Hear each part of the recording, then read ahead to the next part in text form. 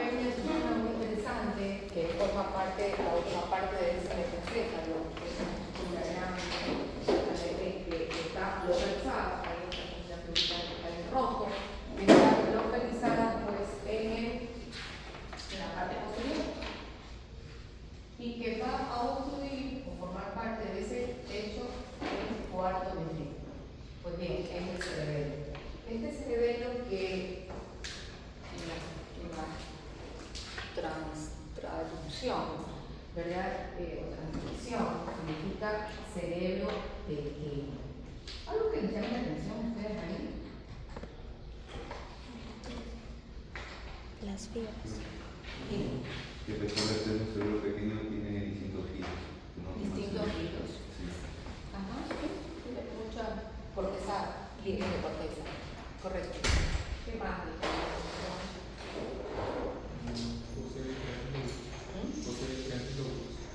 Posee diferentes lóbulos. En esa diapositiva estoy hablando.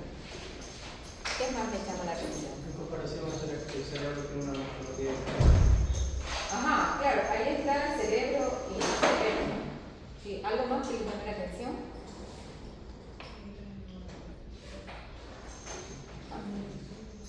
Bueno, que yo cerebro lo he puesto con el número 3, la letra E, pero que intuitivamente nosotros asumimos que se lee como cerebelo, porque no es así, ¿verdad? ¿Y por qué lo puse adrede? Porque el cerebelo ya vamos a ver en el campo número 3. Y para como una parte mnemotécnica de ustedes de aprendizaje, que lo he puesto aquí, ya vamos a ver que participe de muchas cosas en forma de triada, 3, ¿ya? Entonces, vamos a completar, ¿verdad? Que se encuentra en donde ubicada en lo que se denomina la fosa posterior, junto con las estructuras del tronco encefálico. Todo el tronco y cerebro forman parte, están ubicadas en la fosa craneal posterior, pero es una estructura de fosa posterior. Está separado del lóbulo occipital que está por encima del cerebelo, porque es por una estructura meninge que forma allí un pliegue, una extensión, una cobertura, que se denomina la tienda del cerebelo. También esta estructura del cerebelo va a estar unido a todas las estructuras, a las 3 estructuras que componen el tronco encefálico, a través de unos tractos gruesos como brazos, ¿verdad? Que unen al cerebelo. Y así pues están unidos al mesencéfalo, al puente y a la médula oblongada a través de esas estructuras gruesas, de esos troncos, de esos brazos, de fibras blancas que se denominan los pedúnculos cerebelosos, no el pedúnculo cerebral mesencefálico, son los pedúnculos cerebelosos. Muy bien, aquí con el puente a nivel lateral, si nosotros tuviéramos un corte, no suceda porque es un corte sagital. En los cortes coronales o en los cortes axiales podríamos observar que la unión pues de la protuberancia con el cerebelo forma un ángulo que se denominan los ángulos pontocerebelosos, es donde discurre el séptimo y el octavo parcial uno a cada. Pues bien, ahí están las medidas, cuánto pesa ese pequeño cerebro pequeño, es de 150 gramos, con una medida de 8,5, ¿verdad? Tanto de alto como de ancho. Pues bien, vamos a hablar un poquito de esos pedúnculos cerebelosos y que se fijan pues al tronco 3 pares de pedúnculos a cada lado, son 6 pedúnculos en total. Tenemos el pedúnculo cerebeloso superior que va a unir a esta estructura, el cerebelo con mesencéfalo. El pedúnculo cerebeloso medio que une el cerebelo con ¿quién? Puente. Y el pedúnculo cerebeloso inferior que une el cerebelo con bulbo raquídeo o médula ocular. Perfecto. Allí podemos ver la disposición y a veces en corte, yo creo que hay un corte digamos en el laboratorio de neuroanatomía, pero se observan así esa disposición de los pedúnculos cerebelosos, sobre todo cuando vieron las estructuras de ponto, ¿no? O de tronco encefálico. Pues bien, también tenemos de que conocer cuáles son las funciones del cerebelo. Y aquí tenemos de que tenemos que tener claro la función, gran parte de la función es una función motora, pero no es una función que nos da la fuerza, es decir, que su deficiencia o su lesión va a la debilidad, no, porque la función del cerebelo no inicia el movimiento, lo coordina, porque va a funcionar como un sistema de control del plan motor. El plan motor, no sé si ustedes les habré dicho en alguna ocasión, me parece que sí, en las primeras clases. El plan motor no solamente le da la corteza motora cerebral, sino que también está formado por otras dos estructuras que permiten que esos movimientos se realicen de una manera eficaz, ¿verdad? Entonces, no solamente está dada por corteza cerebral, sino también está unido a cerebelo, que va a provocar ¿qué cosa? Producir la función de coordinación y también núcleos basales. Estas otras dos estructuras que trabajan a la par de la corteza hace que regulen esos movimientos. Que esos movimientos no sean torpes, que esos movimientos tengan el objetivo que nosotros le enviamos la orden. Tenemos más precisión, pues el cerebro va a ejecutar, el núcleo de la base también va a regular junto con la orden que les manda la corteza cerebral. Es que siempre va a haber una orden que sale de corteza cerebral, ¿verdad? Corteza prefrontal, que es la idea, donde nosotros iniciamos los pensamientos, va a corteza premotora, ¿verdad? Corteza motora, y de corteza motora envía información a estas dos estructuras, la regulan y la devuelven. Por eso es que lesiones en estas estructuras no van a provocar parálisis, pero sí van a entorpecer el movimiento. Y uno del entorpecimiento del movimiento en lesión cerebral se debe a que va a estar descoordinado, va a haber desequilibrio, descoordinación, cosa que técnicamente se denomina ataxia. Entonces, vamos a ver que esa función motora la va a regular a través de tres funciones importantes. El cerebelo pues, procesa, digamos, otras áreas del cerebro a través de la médula espinal, de los receptores sensoriales, a través de una información que recibe, de unas aferencias del tracto espinocerebroso que ya nosotros lo estudiamos cuando estudiamos médula espinal. Eso va a regular lo que nosotros denominamos el tono muscular, el que nos mantiene de pie, el que sostiene nuestra postura. Realiza movimientos coordinados y suaves del sistema muscular esquelético en un tiempo exacto, nos da la coordinación y por último también es encargado de mantener equilibrio y postura. Una cosa es estar parado, otra cosa es, digamos, estar rectos, ¿verdad? O caminar adecuadamente.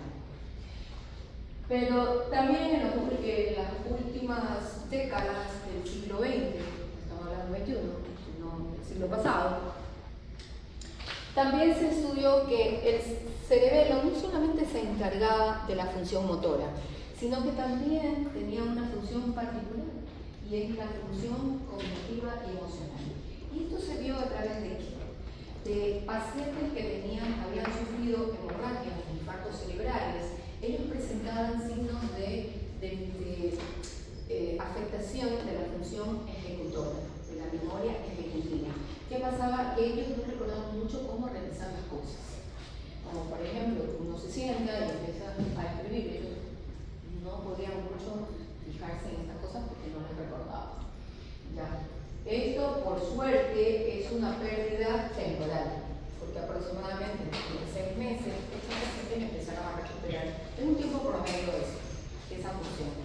Pero desde allí quedó que también el cerebelo también forma parte, ¿verdad? También participa en la elaboración de una memoria ejecutiva. Pues bien, vamos a ver también en cuanto a funciones motoras, no hay un montón, todo lo que tenga movimiento como esté relacionado con cerebelo, eso fíjense ustedes, ¿verdad? Pero entre una de las actividades, ¿pueden mencionarlas fácil? Caminar, enhebrar una aguja, mantener el tono muscular. Sí. Cuando caminamos, nadamos, enhebramos una aguja, como digo, ¿verdad? Participa el cerebelo, como también nos ayuda a mantener, ya dijimos, una de las funciones es el tono muscular. Y para todas estas funciones necesitamos tener un tono muscular, ¿verdad? ¿Qué pasa cuando el cerebelo no funciona bien? Va a afectar el tono muscular, va a afectar la coordinación de los movimientos, va a afectar, ¿qué cosa? La postura y el equilibrio. Todas las funciones, e incluso que ya les mencioné a ustedes el caso, de donde, como este estudio cae en cuenta de que estos pacientes que tenían alteraciones en el cerebelo también afectaba la esfera cognitiva. Entonces, funciones cerebelosas van a estar afectando todas estas actividades. Pero esto es de los años, para que sepamos un ejemplo, sepamos qué actividades hacemos. Todo tipo de movimiento que ejercemos, pues está funcionando allí nuestro cerebelo. ¿Ok? De lo contrario, no pudiéramos utilizar ninguna acción. Sigue leyendo, por favor, Gile. Se asocia a actividades motoras iniciadas en otras partes del sistema nervioso. Contribuye al control de los movimientos voluntarios, proporcionándoles precisión y coordinación. Es esencial para el mantenimiento de la postura y el equilibrio por sus conexiones sistésicas y vestibulares. Ayuda a predecir las posiciones futuras de las extremidades. Asimismo, frena los movimientos en el momento adecuado y necesario. Controla los impulsos necesarios para llevar a cabo cada movimiento, apreciando la velocidad y calculando el tiempo que se necesita para alcanzar el punto deseado. Correcto. Entonces, no pudiéramos realizar movimientos precisos, efectivos, si no pudiéramos funcionando de manera adecuada en la estructura. Muy bien. Como habíamos dicho inicialmente, pues con la neumonía de 3, pues vamos a empezar un poquito este recorrido. Entonces, hay una clasificación tripartita, por decirlo así, de 3.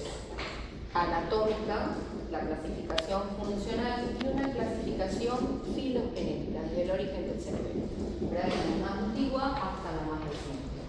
Y funcionalmente también existe esto. Vamos por la primera, las clasificaciones anatómicas. La clasificación anatómica tiene dos clasificaciones a su vez, dos subclasificaciones. Uno que clasifica pues a través de un plano transversal y otro que lo clasifica al cerebelo pues a través de un plano longitudinal. El plano transversal, izquierda a derecha. Y el plano transversal pues divide al cerebelo en lóbulos, ¿verdad?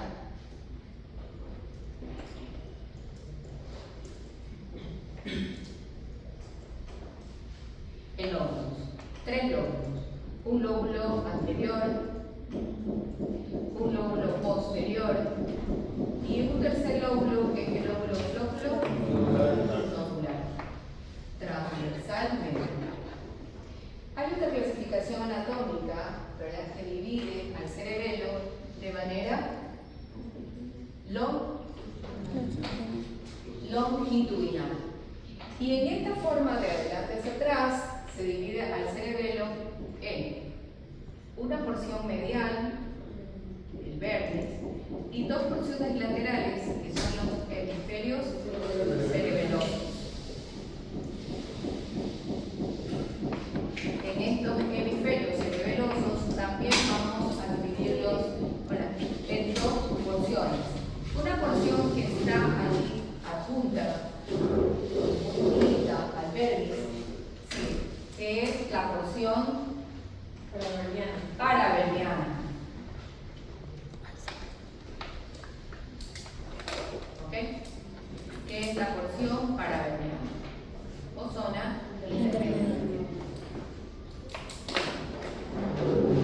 intermedia y una zona lateral,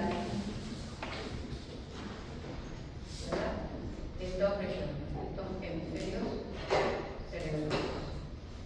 ¿Ok? Pues bien, también a nivel funcional existen algunas divisiones, 3 divisiones, ¿verdad? Espinocerebelo, vestibulocerebelo y cerebro-cerebelo. Y la clasificación filogenética también divide al cerebelo de acuerdo al origen, o el tiempo, antigüedad de la información, en un arquicerebelo, un paleocerebelo y un neocerebelo, que es la más antigua, hace millones de años también atrás. Entonces, bueno, Vamos a ver, aquí está, ¿verdad? La clasificación anatómica. Hemos dividido en plano, ya hablamos, transversales y planos longitudinales. Pues bien, vamos a ver también qué otras características tenemos en este cerebelo. Y también aquí podemos anotar pues 3 caras. Ya vamos con 3 clasificaciones, ya hemos mencionado 3 lóbulos, que cada clasificación anatómica, su clasificación contiene 3 clasificaciones a su vez, 3 pares, 3 componentes. Y ahora pues vamos a hablar un poquito de las caras del cerebelo. Entonces, vamos a hablar que este cerebelo consta de 3 caras. Una cara superior, ¿ya me vino ustedes que el cerebelo tiene práctica? Ok. Una cara superior es una cara plana, inclinada, ¿verdad? No hay irregularidades, es regular, ¿verdad? Y una cara inferior, que lo contrario de la anterior, es abopada, es abultada, es prominente. Y una cara anterior, que es donde resaltan estas estructuras, estos tractos, ¿verdad? De sustancia blanca, que son los pedúnculos cerebelosos. También vamos a encontrar 3 fisuras importantes, 3 lóbulos importantes. Entonces no nos podemos aquí mucho, digamos, confundir. Aquí puede ser la confusión, es asegurarse bien los nombres de la cara, los nombres de los lóbulos, pero tenemos que tener claro que son siempre 3, ¿no? Entonces es la campaña política, ¿no? ¿Qué dices? 3, ¿ok? Pues bien, entonces tenemos que también ver que hay 3 fisuras importantes, pues vamos a dividir caras y lóbulos. Entre estas fisuras vamos a encontrar una primera fisura que se localiza en la cara superior y es la fisura primaria. Esta fisura primaria va a dividir en esta cara superior a los 2 lóbulos, el lóbulo anterior del lóbulo posterior. Posteriormente vamos a encontrar otra fisura, que es la fisura horizontal. Nosotros esta la vamos a notar bien en un corte sagital, ¿verdad? Pero también vamos a observar que esta fisura, ¿verdad?, se encuentra aquí, no bordea, no forma parte del límite del borde, allí, de cara superior e inferior, no, o entre la parte superior e inferior, no, está un poquito más hacia abajo, pero eso ya lo hemos visto antes. Pues bien, esta fisura horizontal, ¿verdad?, va a dividir en 2 caras el cerebelo, una cara superior y una cara inferior, ¿verdad? O divide las 2 caras, superior e inferior. Y por último vamos a encontrar una fisura que es la posterolateral, que se encuentra entre los límites del lóbulo posterior y el lóbulo que está en celeste, que es el lóbulo nodular, y que es la fisura posterolateral. Entonces ya tenemos, hemos mencionado pues los 3 lóbulos que están aquí señalados con distintos colores y 3 fisuras importantes. Una, 2 que dividen los lóbulos y una que divide. Pues bien, hemos dicho que la corteza está plegada, ¿verdad? Está plegada, muy estrechamente plegadita, que le da una forma como de ramuras de árbol, ¿verdad? Por eso es que se llama, a nivel de la estructura central peritoneal, el árbol de la vida. Entonces, esas estructuras plegadas de corteza con sustancia blanca van a tener algunas denominaciones también, para explicarnos un poquito, y se denominan, van a denominar los lobulillos. Estos lobulillos los vamos a encontrar tanto a nivel permeano como a nivel hemisférico. Entonces, a nivel del vermis, nosotros vamos a encontrar algunos lobulillos. Y si ponemos como límite esa fisura horizontal, vamos a dividir al vermis en una parte superior y un vermis inferior. Entonces vamos a mencionar esos lobulillos del vermis superior.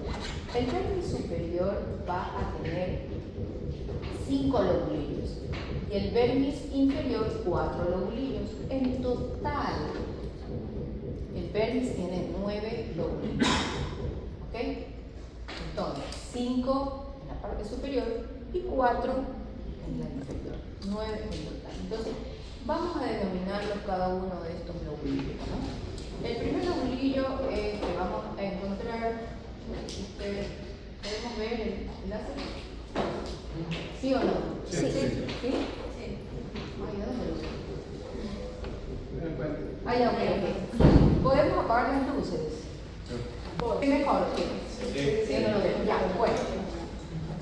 Vamos a mencionar los lobulillos que se encuentran en ese vermis superior, que ya dijimos que son 5, ¿verdad? Que están condicionadas desde dónde, de esa fisura horizontal hacia adelante, ¿verdad? En la parte realmente más anterior del vermis hacia atrás, hasta la fisura horizontal.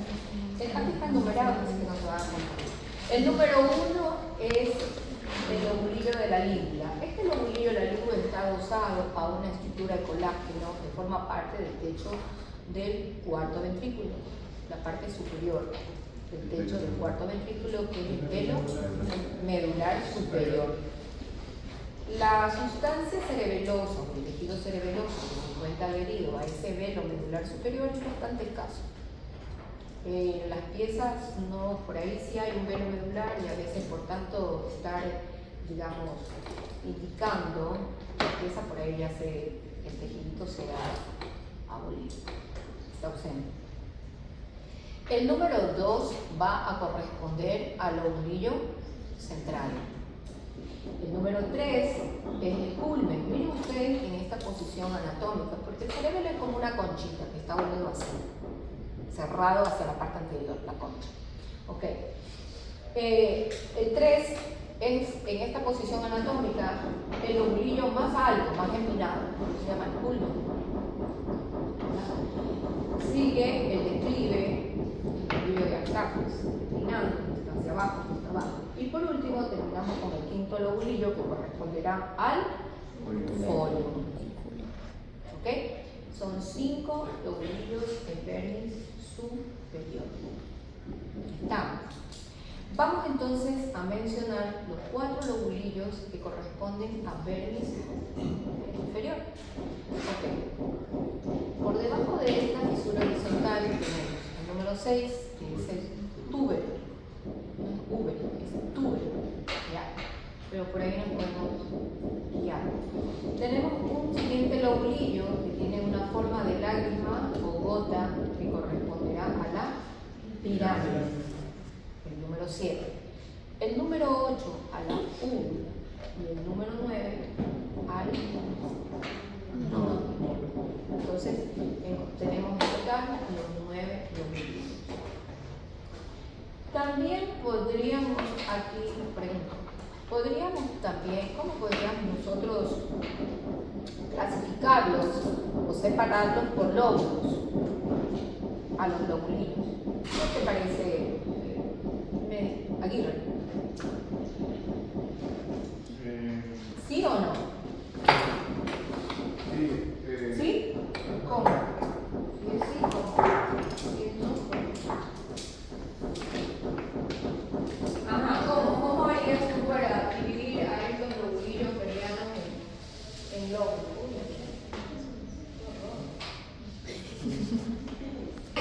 Aplicando tu regla, ¿cuáles serían los lobulillos perianos que corresponden al lóbulo anterior?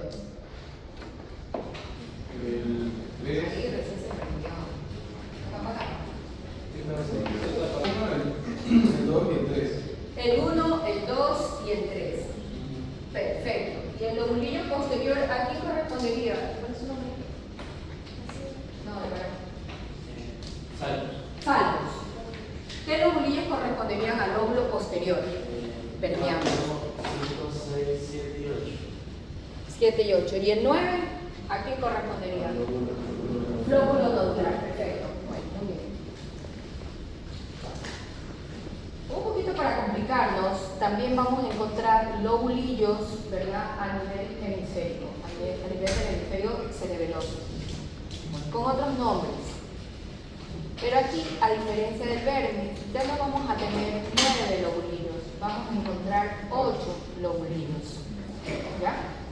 Entonces, vamos a ver, este es un vermis desplegado, pero para hacerlo de forma didáctica, no es que así se debe, ya lo vamos a hacer. Entonces se lo he desplegado, se lo he extendido para que se pueda apreciar mejor estas estructuras.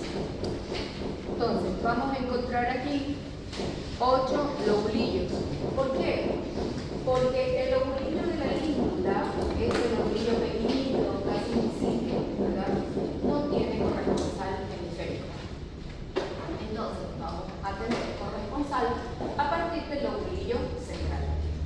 Entonces, ¿cuál es el corresponsal del lobulillo central? Es el lóbulo cuadrado, ¿verdad? O cuadrangular. Muy bien. El corresponsal, perdón, el ala del lobulillo central. El lóbulo central, el ala del lobulillo central. El culmen, su corresponsal va a ser el lóbulo cuadrado anterior o cuadrangular. El declive, el lóbulo simple o cuadrado anterior. El folium, el lobulillo semilunar superior. El tuber, el lobulillo semilunar inferior, porque tienen forma de semilunar también, por eso llevamos semilunar superior. La pirámide se corresponde con un lobulillo que tiene 2 dientes, y por eso se denomina bilateral o bilateral.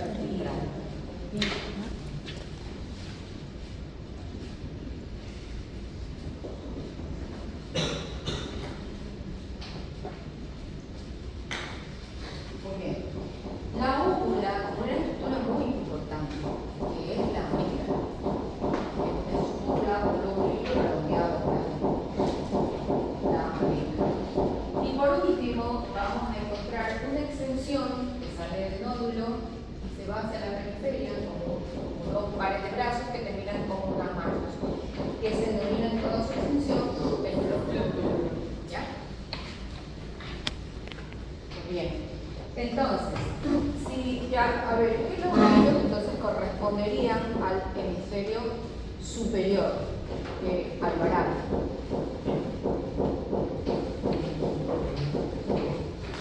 ¿Qué lobulillos a nivel del hemisferio superior me podrían indicar? ¿Cuáles son esos lobulillos? Lo superior, el lóbulo central y el culmen, el lóbulo cuadrado anterior. No, hemisferio, eso estamos hablando de vermis, pero a nivel hemisférico, ¿cuáles serían?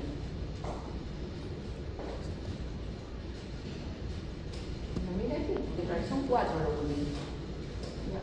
Y los que se encuentran en el hemisferio inferior, ¿cuáles serían? A ver, tómala. La lobulillo semilunar inferior, lobulillo gástrico y la amígdala. Gástrico y amígdala, ¿sí? Y también cara inferior, falta uno. Flóculo. Si nosotros queremos también hacer una práctica, ¿cuáles corresponderían entonces al lóbulo anterior a nivel hemisférico? Pazmín. Anterior. Ala del lobulillo central y el lobulillo cuadrado anterior. Perfecto, o cuadrangular. Ajá. Y a nivel del lóbulo posterior, Miguel, ¿qué lobulillos hemisféricos? Hemisféricos. Estamos hablando de los vernianos. Hemisféricos. Que corresponden al lóbulo posterior. El gástrico, ¿De cuál? perdón, el cuadrado posterior, Ajá. el semilunar superior, ¿Ya? el inferior ¿Y el inferior? ¿Y qué más? y el gástrico. ¿Y qué más? Uy, ahí estamos por escuchar a alguien con... ¿Ah? La amígdala. Y la amígdala, hasta ahí se quedó, ¿verdad? Desde el cuadrado posterior o lóbulo simple, ¿verdad? Hasta la amígdala. Perfecto. Bueno, muy bien. Aquí está una tablita, está relacionados desde cada lobulillo vermiano o del vermis con el hemisférico. Pues bien, también habíamos hablado, ¿verdad? Volviendo, pues, o siguiendo con las divisiones, unas divisiones funcionales. Y aquí tenemos que hablar un poquito de las funciones de cada de estas divisiones funcionales. Y habíamos hablado que se divide en vestíbulo cerebelo, en espino cerebelo y en cerebro cerebelo. El vestíbulo cerebelo realmente va a ser de control, ¿verdad? De control del equilibrio del cuerpo y movimientos oculares. A eso se dedica, esa es la función del vestíbulo cerebelo. El espino cerebelo va a controlar, ¿qué cosa? El tono muscular y los movimientos axiales, como también de las extremidades, partes, ¿no? Movimientos axiales, el tronco y extremidades. Y el cerebro cerebelo se dedica a la planeación o al planeamiento y el inicio de los movimientos y va a regular, dice, los movimientos de forma discreta de las extremidades. ¿Ya? Eso es la función en cuanto a función. ¿Cuál es la función del espino cerebelo? ¿Qué me puedes decir, Paz?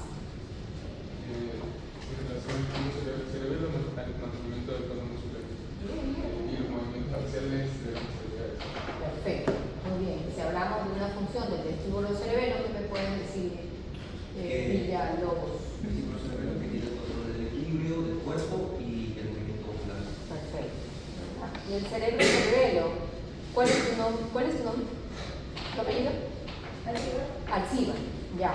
Planeación y inicio de movimientos y la regulación de movimientos discretos en las extremidades. Perfecto. Aquí tenemos una distribución de todas estas funciones, ¿verdad? Aquí vemos, miren ustedes, dónde está confinado, en qué parte está confinado el vestíbulo cerebelo, aquí como lila, ¿verdad? El espino cerebelo en amarillo y el cerebro cerebelo en fucsia. El color que nos encanta a las mujeres. Pero a los hombres también les gusta la cultura. Fucsia. ¿O no? No me digan que siguen con estigmas.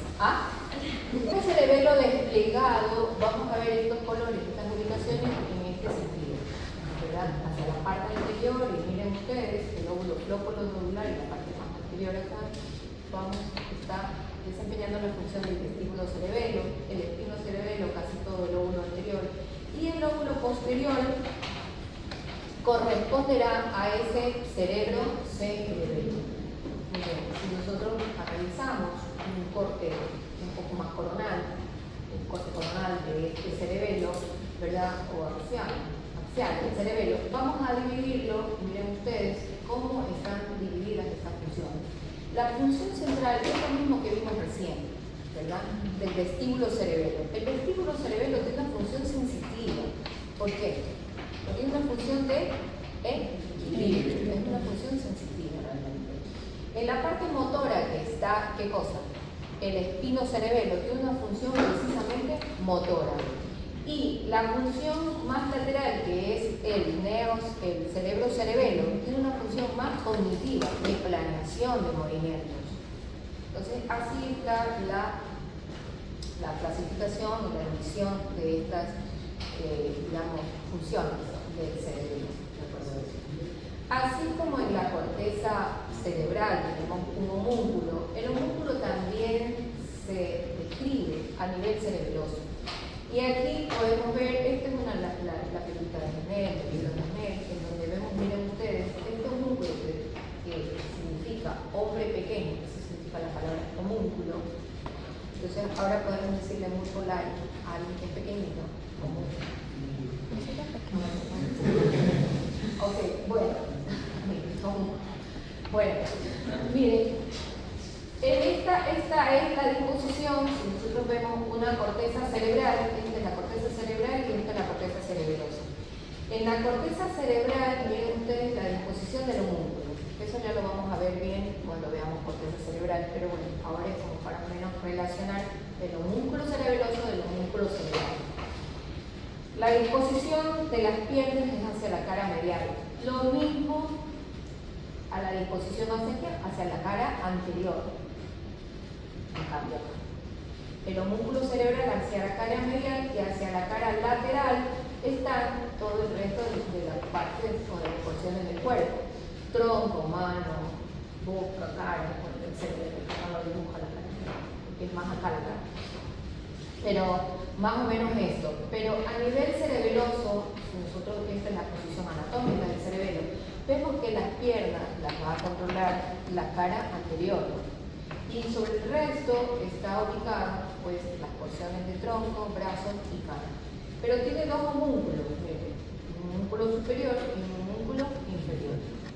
El cerebelo pues está compuesto por dos homúnculos localizados más abajo, ¿verdad? Así que bueno, esta es la distribución. También vamos a estudiar, como importante, es que ese cerebelo, para que funcione, pues vamos a estudiar cómo está compuesta esa sustancia gris. Y la sustancia gris en esta estructura se denomina corteza. Y la corteza cerebelosa va a estar compuesta también por tres capas. Seguimos viendo la hermotecnia de tres, ¿verdad? Por tres capas.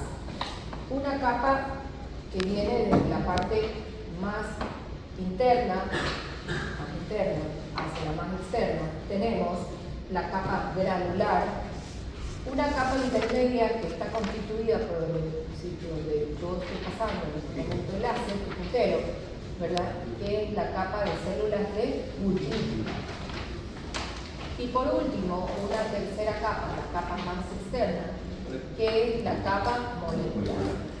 La capa granular tiene ese nombre porque, bueno, tiene millones de células granulares. En donde ingresan muchas fibras de aferencia, de información, que brindan para a informar esa corteza cerebrosa. Así que proceden, pues tienen algunos grupos. Ya vamos a ver eso. La capa de células de Purkinje, que es una capa como única, pero que están allí una tras otra, millones también de células de Purkinje, que es una neurona. Todas estas células se las denomina células, pero acuérdense que son neuronas, ¿verdad? Neuronas granulares, neuronas de Purkinje, neuronas de células estrelladas, neuronas de cesta, etc. Entonces, célula de Purkinje, que es una neurona ¿de qué tipo? Golgi tipo 1. Golgi tipo 1. ¿Por qué? La regulación de la zona Porque el axón es largo. El axón de Purkinje es largo. No tan largo como las células Lex, las piramidales de la corteza cerebral, que pueden llegar a medir 1 metro, ¿sabes? Muy bien.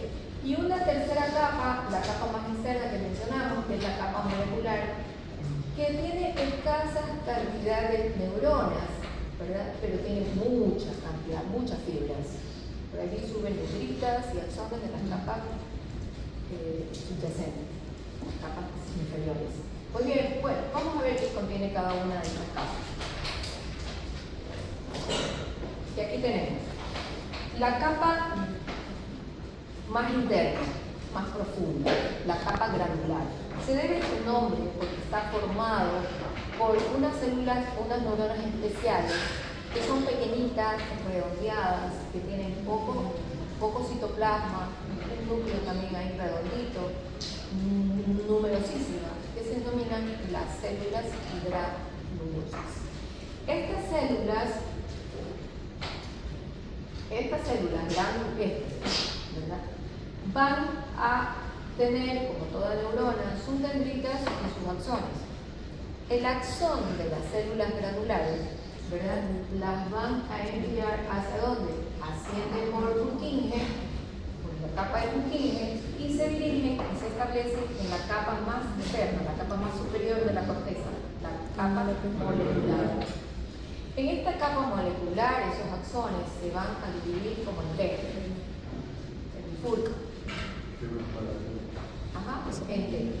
Y todos estos axones, numerosos axones, van a formar una red de células así, de axones, fibras transversales, que se denominan fibras en paralelo. ¿Ya?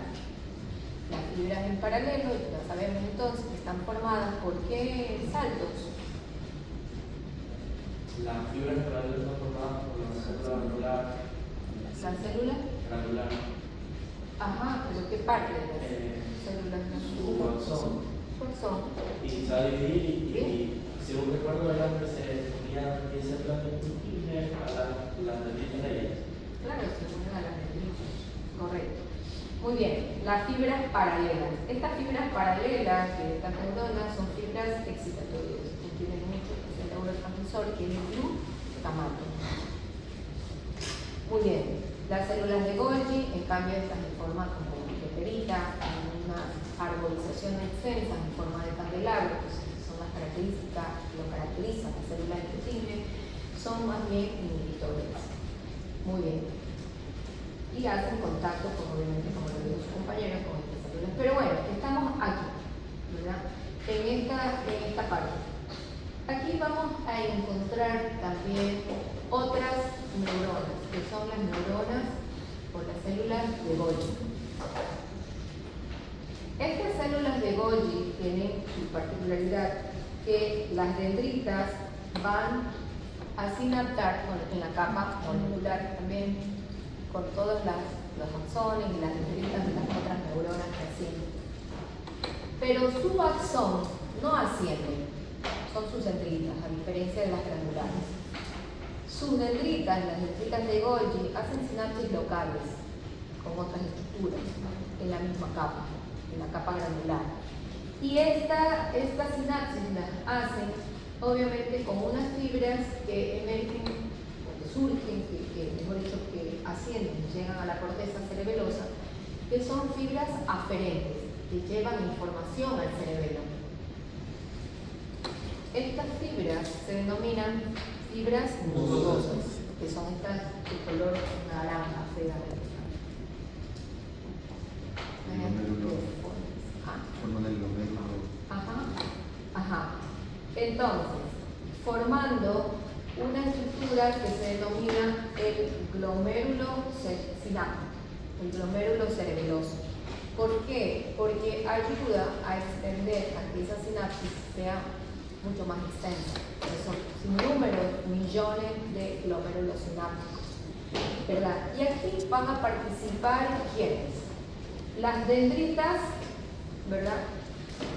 Las dendritas de las células granulosas y los axones de las células de Golgi, que se van a acoplar aquí, ¿a dónde? A la superficie de las fibras musgosas, transmitiendo estas fibras musgosas. Ellas no ascienden más allá, ellas se quedan en la capa granular, transmitiendo ya a las axones, a las dendritas de las células que forman parte de esa capa interna de la corteza cerebelosa, transmiten la información y ellas captan la información. ¿Verdad? Entonces, nos vamos para la siguiente capa, que es la capa intermedia, llamada también de las células de Purkinje. Esta va a estar formada por una fila, ¿verdad?, lineal, bien organizada, de células de Purkinje. Así como ustedes llegan y se colocan, se sientan bien ordenaditos detrás de una silla, ¿verdad?, en orden, en filas. Así también lo hace Purkinje. El lógico de Mandela en 2026. Bueno, muy bien. Estas células de Purkinje realmente van a derivar sus dendritas, se van a bifurcar ya casi en la capa molecular. Y van a sinaptar, que son inhibitores, pues obviamente, van a sinaptar con las células en las fibras paralelas, que son los axones de las células granulares. Perfecto. Sus dendritas se van hacia la parte más superficial de la corteza, pero su axón no. Su axón se dirige, digamos, cruza la capa, digamos, granular Y esta va a corresponder, es la única estructura de todas esas neuronas que se encuentran en la corteza cerebelosa que emerge, que sale, formando tracto, formando sustancia blanca del cerebelo. Los axones de Purkinje son los únicos que salen de esa corteza cerebelosa, que emerge. ¿Okay? No hay otro axón,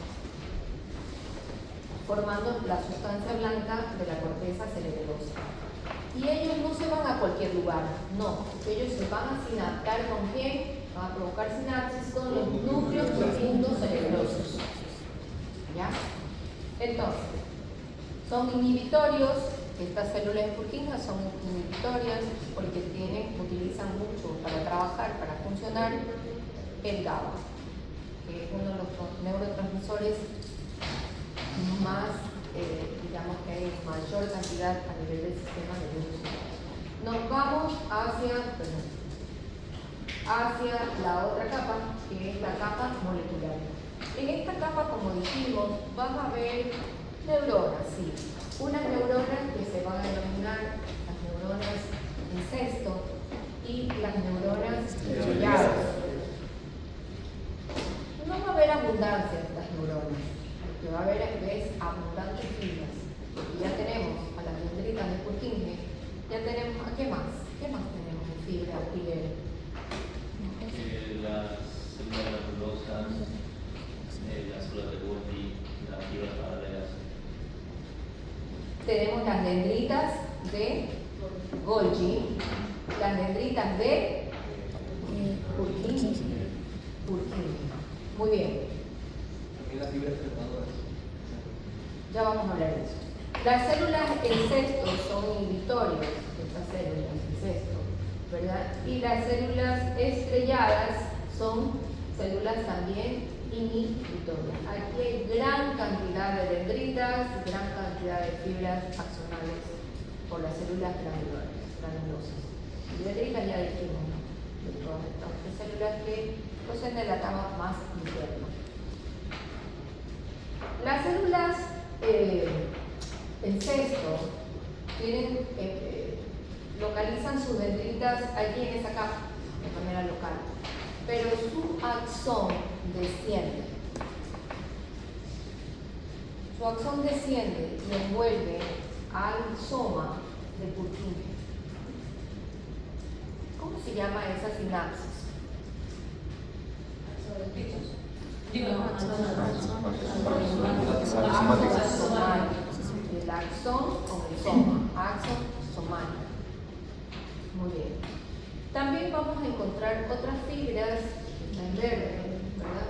Otras fibras ascendentes, son fibras aferentes. Estas fibras, a diferencia de las fibras musgosas que se quedan en la capa granular, las fibras trepadoras que provienen de un solo lugar, que son las del núcleo olivar inferior, al cual llegan otras aferencias de otros lugares, pero en el núcleo olivar inferior envía unas fibras que tienen esta característica, se las denomina trepadora por la característica que presenta.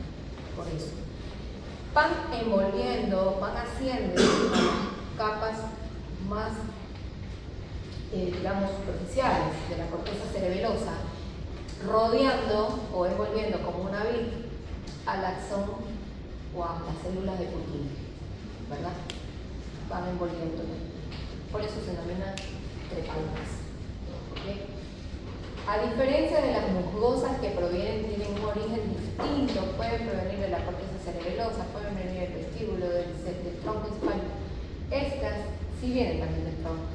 ¿Dónde está el núcleo olivar?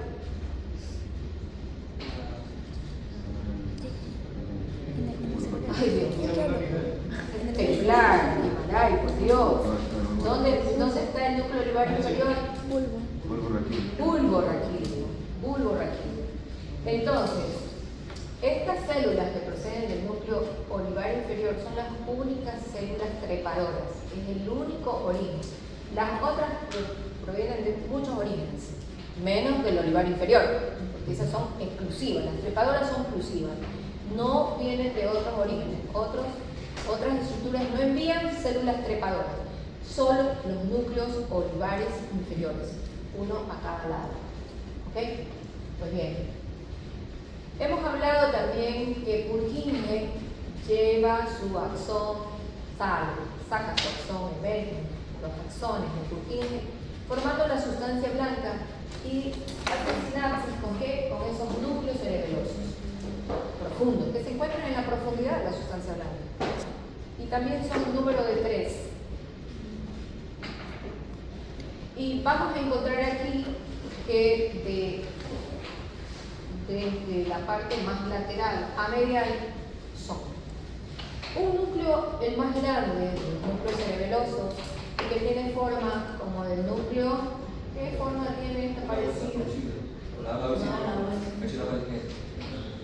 ¿A qué núcleo se te parece Villalobos? A ver, concéntrate. ¿A qué núcleo se te parece este núcleo de aquí que lo estoy marcando? Señalando.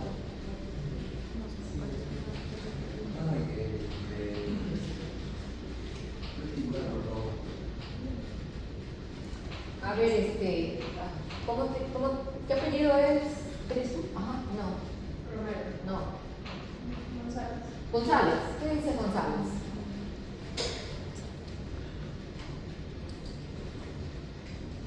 ¿Y la que está atrás? Mundaka, dale.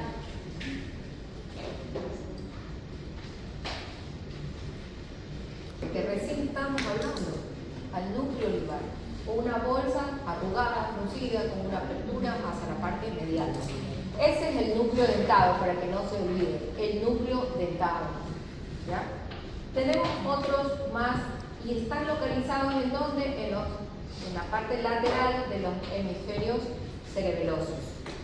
Es decir, que los axones de Purkinje que se encuentran localizados en la zona lateral de los hemisferios cerebelosos van a enviar información hacia el núcleo dentado de cada lado. ¿Okay? Acá también están distribuidos, aquí también tienen su ubicación, su destino. Aquí no es que la corteza cerebelosa del lateral la va a mandar a otro núcleo más medial, no. Acá no. Acá están distribuidos por regiones. Y cada región de células de Purkinje va a enviar a un determinado núcleo. En este caso, ¿verdad? La zona lateral va a enviar todos los axones de Purkinje, van a hacer sinapsis con este núcleo dentado. Yéndonos más medial, vamos a encontrar otro grupo de núcleos que están formados por el núcleo emboliforme, tiene ese nombre porque tiene un núcleo en forma ovoidea, y dos núcleos, ¿verdad? Los núcleos globosos. En conjunto, estos dos núcleos toman el nombre de núcleo interpuesto o interpósito, cualquiera de esos dos nombres. Núcleo interpuesto o interpósito también se los denomina. Estos núcleos van a estar localizados en la zona intermedia. Se arma el gráfico en nuestra mente, en nuestro pensamiento, en nuestro lóbulo prefrontal de la clasificación longitudinal anatómica del cerebelo. Están localizados, no sé si borré ya, sí. Bueno, en la zona intermedia, ahí van a estar localizados. Todos los axones de Purkinje que se encuentran en esta zona intermedia van a hacer sinapsis con este núcleo interpósito. Y por último, vamos a tener otro núcleo que ya está en la región perniana, en la región medial, que es el núcleo fastigial o fastigio. Y este va a recibir todos los axones, ¿verdad?, de Purkinje que se van a encontrar en el vértice como también en el lóbulo flóculo nodular. ¿Ya? Toda esa información va a llegar al núcleo profundo llamado fastigial. Estamos. Alguien que esté confundido, que no haya también un cerebelo abierto, ¿verdad? Para ubicarnos, pues los diferentes núcleos con los diferentes lóbulos y las diferentes posiciones. Miren, entonces el verde va al núcleo fastigio, en la zona intermedia van los otros grupitos de dos núcleos que son los globosos y el poliforme, y en la zona lateral del hemisferio va el núcleo dental. ¿Ok? Aquí están los tres lóbulos, cómo está distribuido los músculos también, muy interesante esta clase. Muy bien. Vamos a hacer aquí un pequeño receso de 10 minutos para continuar. Para continuar, ya hemos visto corteza, vamos a hablar un poco de sustancia blanca.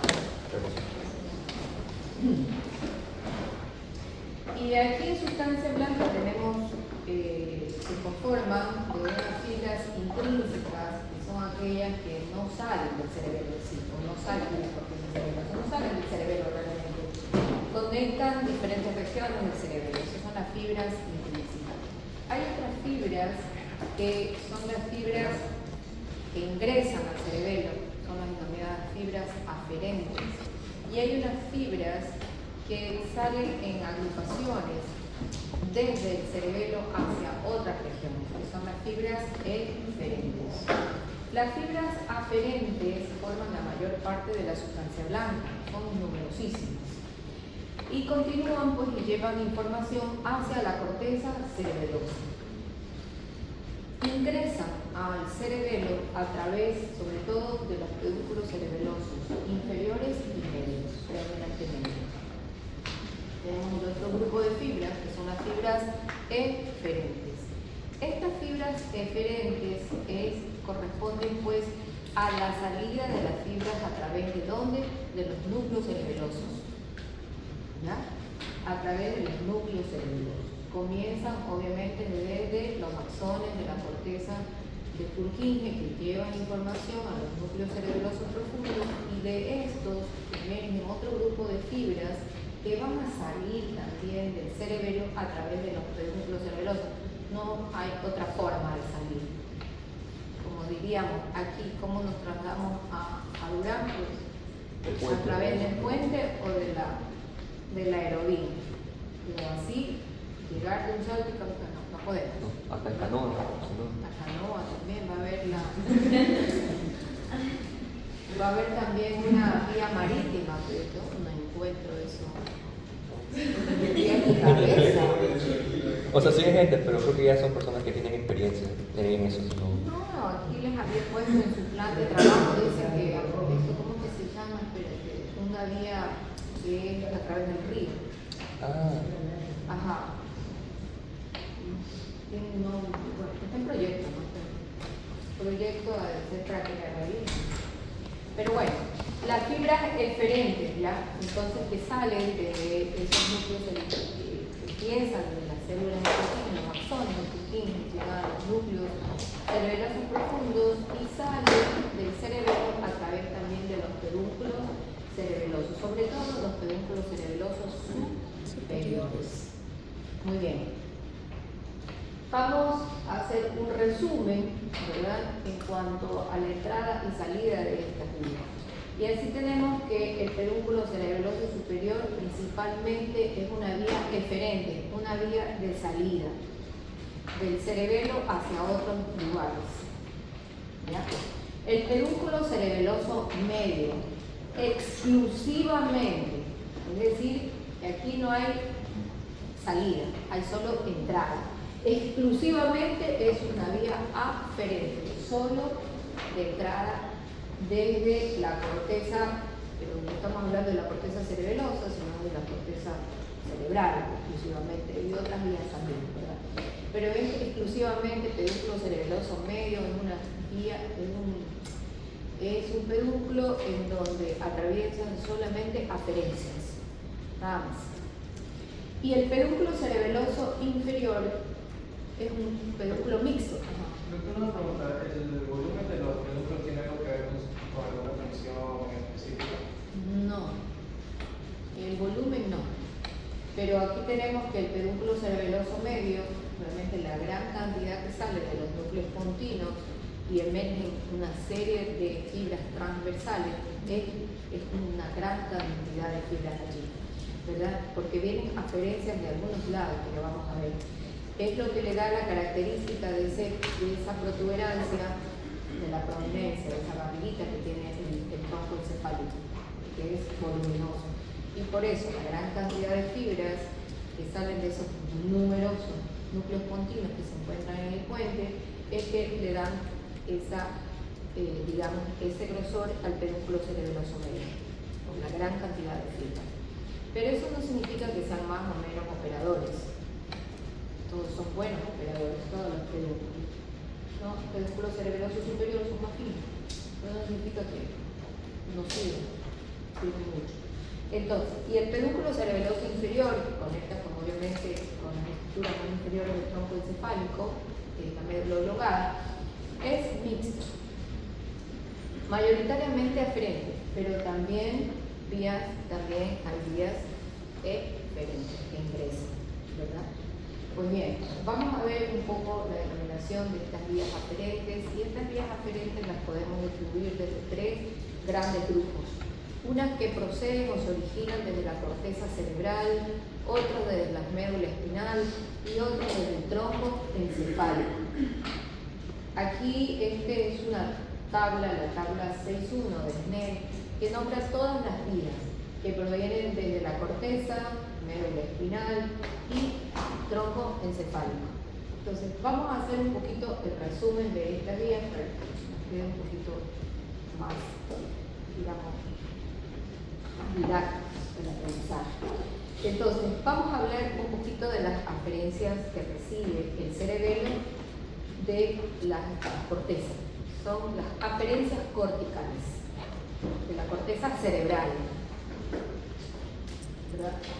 Y aquí la vía más grande recibe también formación reticular, por eso se llama la vía reticular, la córtico reticulada también recibe, pero la vía más importante, la más grande, es la vía que une la corteza con el puente y el puente del cerebelo, y por eso lleva ese nombre, la vía córtico-ponto-cerebelosa. Es una vía musgosa. Las fibras que salen desde esta vía hasta llegar al cerebelo lo hacen a través de esa estructura musgosa, las fibras musgosas. ¿Ok? Pues bien, las más grandes vienen de la corteza motora y sensitiva, ¿verdad? Llegan a los núcleos del puente y pasan al cerebelo a través del pedúnculo cerebeloso medio. ¿Ok? ¿Cuál es la información o la función de esta vía? Es que informan el plan motor. Es una vía muy importante. Esto está un poco esquemático, ¿no? Muy bien, las aferencias de la médula espinal, que también lo hacen a través de de la vía de características musgosas. De esa forma la vía.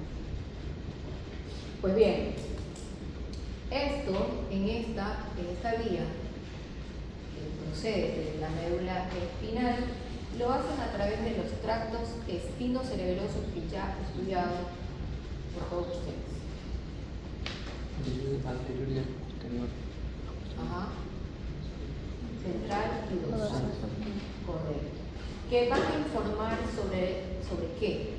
Sobre la posición de los músculos y las articulaciones de manera inconsciente.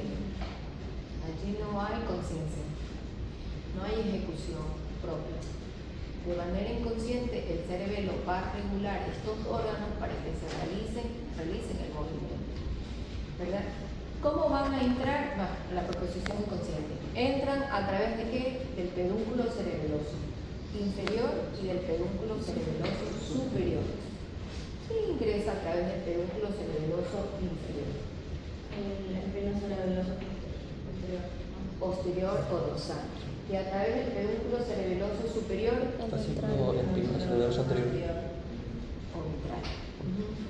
¿Qué vía tenía el tracto espino-cerebeloso dorsal? ¿Esa era la que se decusa? ¿Ah? Sí, tiene una vía musgosa, pero ¿cuál es el recorrido del tracto espino-cerebeloso dorsal? O sea que los axones dice que van a salir desde el ganglio espinal y van a penetrar el cordón posterior y estas terminan formando sinapsis con las neuronas del núcleo dorsal. Y sí,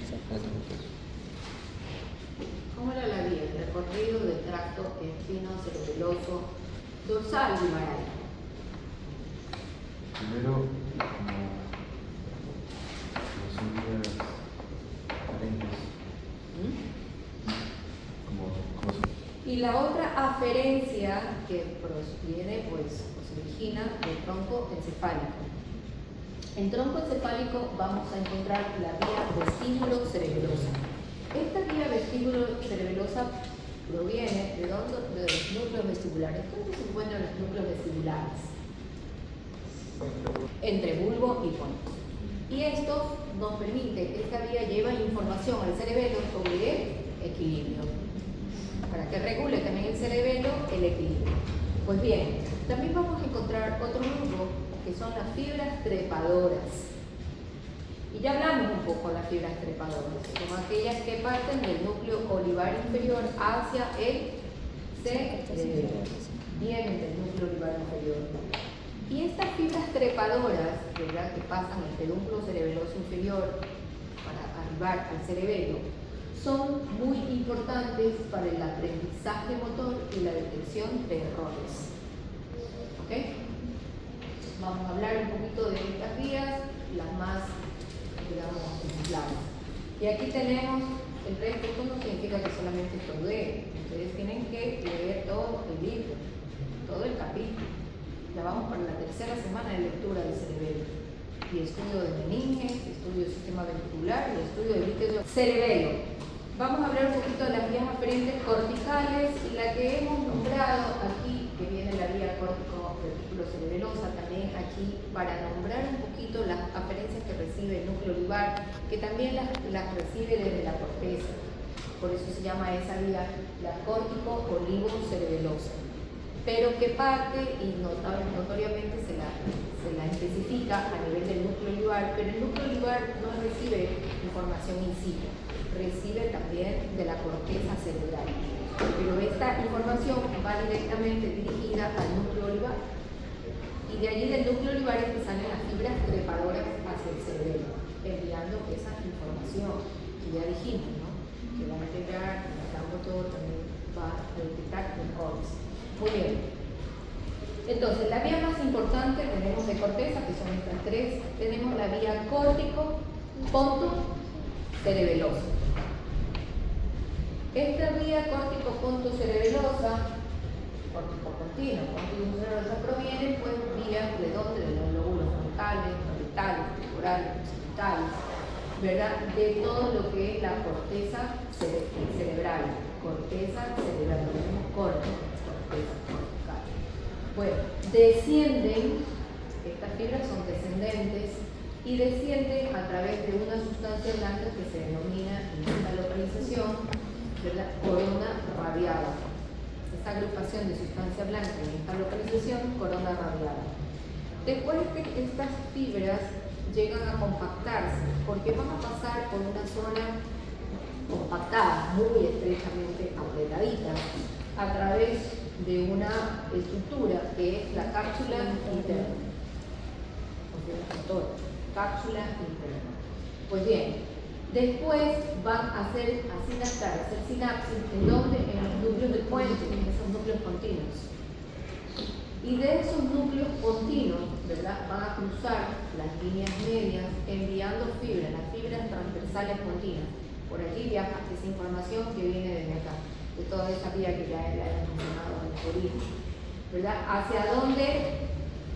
Hacia, ¿verdad?, a través del pedúnculo cerebeloso medio. Aquí están los tres pedúnculos: superior, el medio, de Cusa, y se va hacia el otro lado contralateral del cerebelo. ¿Ok?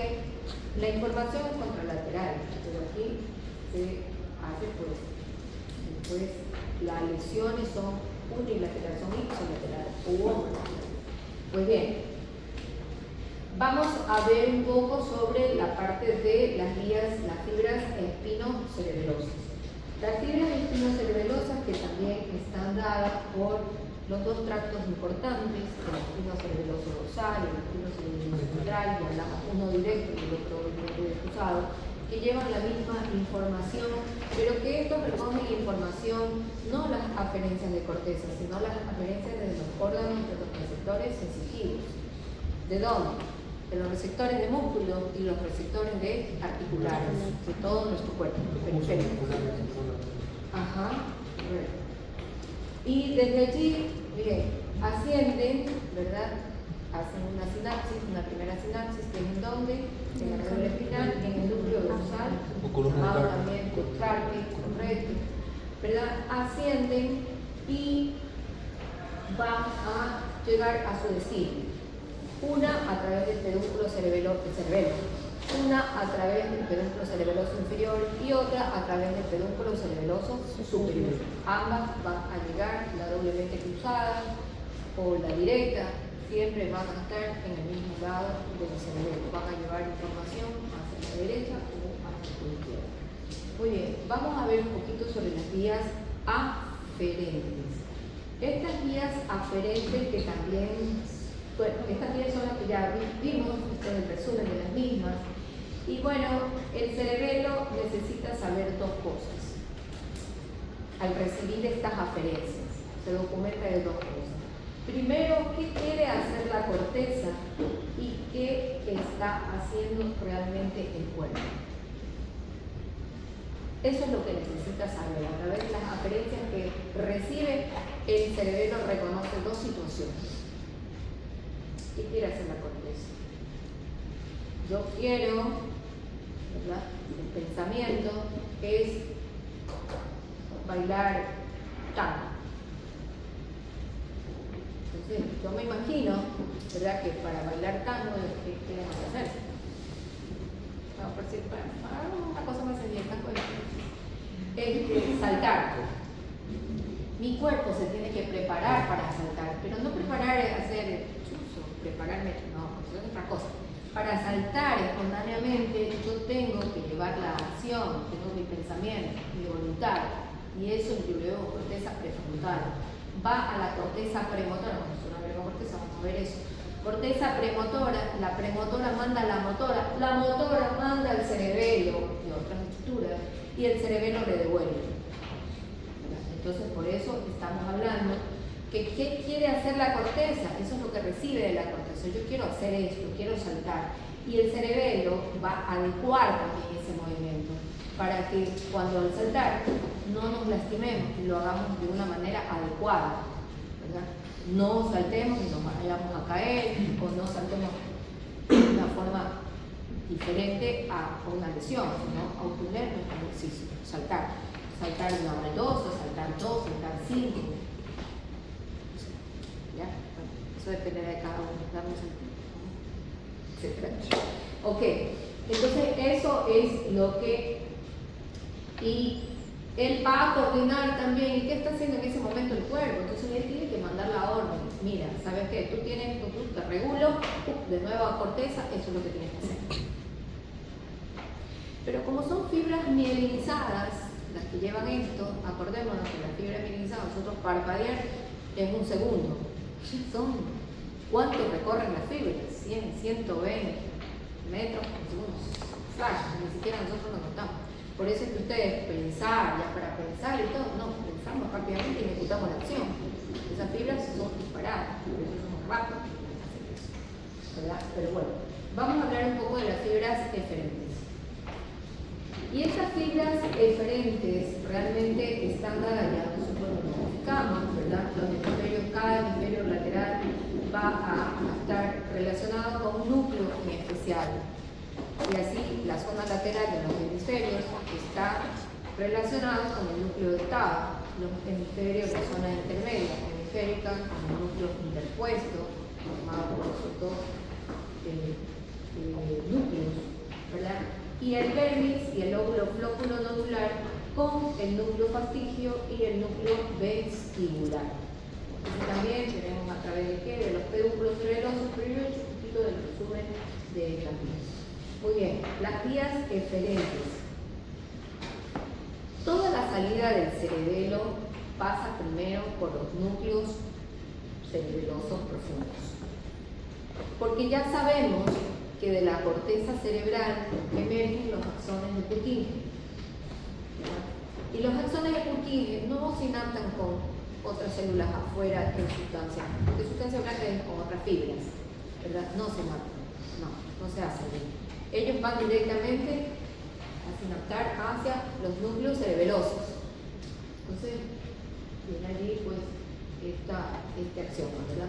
Entonces, aquí vamos a encontrar tres circuitos, porque están determinados por las tres agrupaciones de núcleos, ¿ya? Y así tenemos que el circuito o la vía dentro tálamo cortical, ¿por qué? Porque sale del tálamo, del núcleo dental, va al tálamo y llega a corteza, devolviendo información.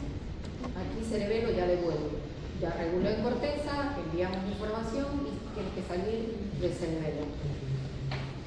Esta vía que parte del núcleo dental atraviesa el pedúnculo cerebeloso superior y se va a llegar a su primer relevo, lo va a hacer ¿dónde? En el tálamo, en el núcleo ventrolateral talámico. Desde allí, del tálamo, parte ¿hacia dónde? Hacia la corteza motora, cerebral motora.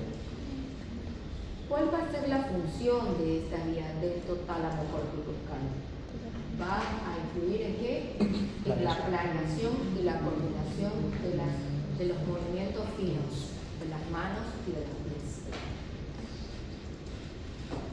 La otra vía, que sale también de otro núcleo, el núcleo interpuesto, y llega hacia otro núcleo, el núcleo rubral o rojo. ¿Dónde está localizado el núcleo rojo?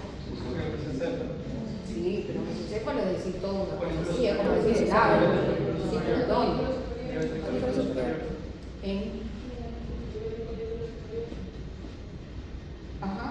En el corte de colículo superior. Perfecto. Entonces, de estos núcleos emboliformes y globosos parte, digamos, la vía también a través del pedúnculo cerebeloso superior, se dirige ¿hacia dónde? Hacia el núcleo rojo. El núcleo rojo también es un núcleo motor, ¿verdad? Encargado de ¿qué? De facilitar la función muscular de los músculos. La función flexora muscular, los músculos flexores. Y del núcleo rojo sale otra vía. ¿Qué vía es? La rubroespinal. Entonces, fíjense ustedes, antes de que salga la vía rubroespinal, ya viene esta vía ya, digamos, regulada, ya el cerebelo reguló esta vía, para que esa flexión se haga de la manera más adecuada. ¿Ok? Pues bien, tenemos la vía fastigio vestibular. Aquí la fastigio vestibular usa el núcleo fastigial que digamos va a enviar la información hacia los núcleos vestibulares y también parte de la formación reticular. Va a controlar el equilibrio y los músculos axiales, es decir, a nivel posterior, la postura, ¿no? Postural. Bueno, aquí tenemos algunas de las vías preferentes. Tenemos la primera, que es la vía del hemisferio lateral, que proyecta al núcleo. Aquí tenemos el núcleo dentado, ¿verdad? Aquí a nivel del cerebelo. El núcleo dentado a través de los pedúnculos cerebelosos superiores envía, se depusa en el mesencéfalo, se va hacia el tálamo contralateral y va a hacer sinapsis aquí en un núcleo del tálamo, de tantos núcleos que tiene el tálamo, pero él sinapta y hace relevo allí en el núcleo ventrolateral del tálamo. Y es el tálamo el encargado de enviar esa información hacia la corteza cerebral. ¿Ya? Muy bien, ¿qué es lo que sucede a nivel también? El patrón. El núcleo intermedio. En este núcleo intermedio, aquí tenemos, que media pues, la información de la zona intermedia, toda la zona intermedia del cerebelo.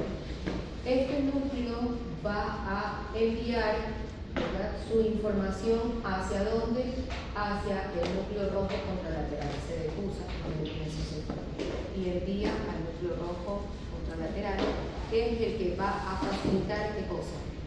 Facilitar la flexión de los músculos.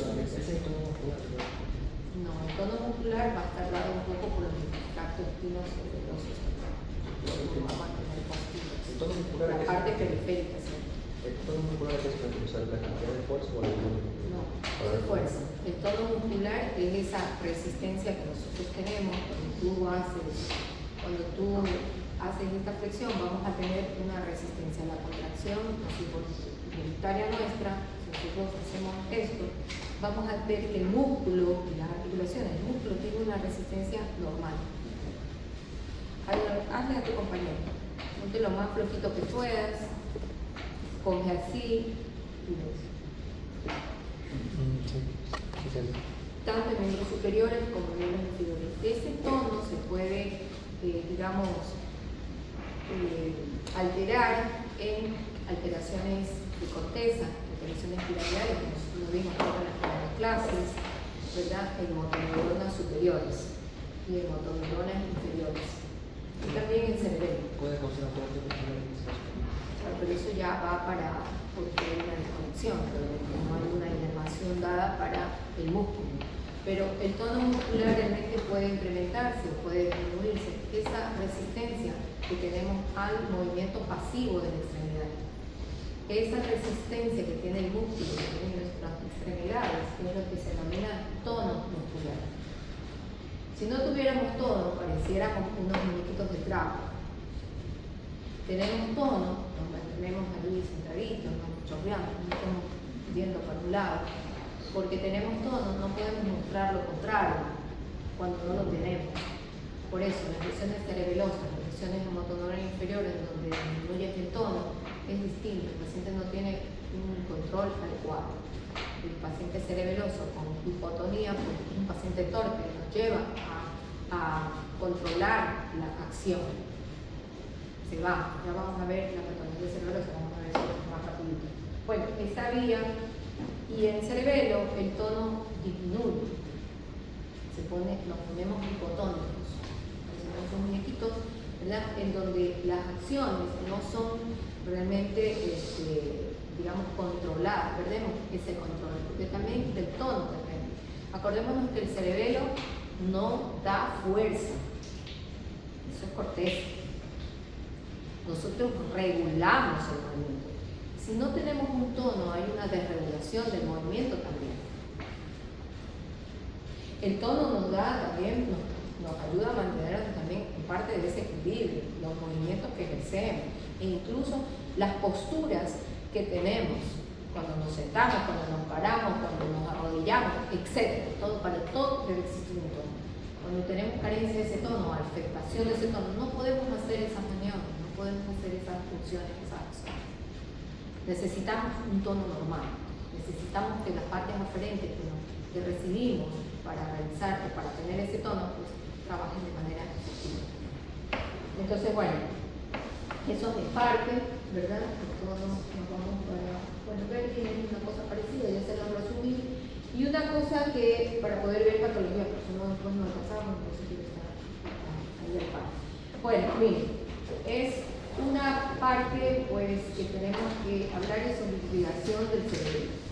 La irrigación la recibe pues el circuito vértebro-basilar por la arteria vertebral y por la arteria basilar. Proceden ramas que van a inervar el cerebro. De la arteria vertebral tenemos la PIC por sus siglas, que significa la arteria cerebelosa postero-inferior. En inglés se denomina PIC, ¿verdad?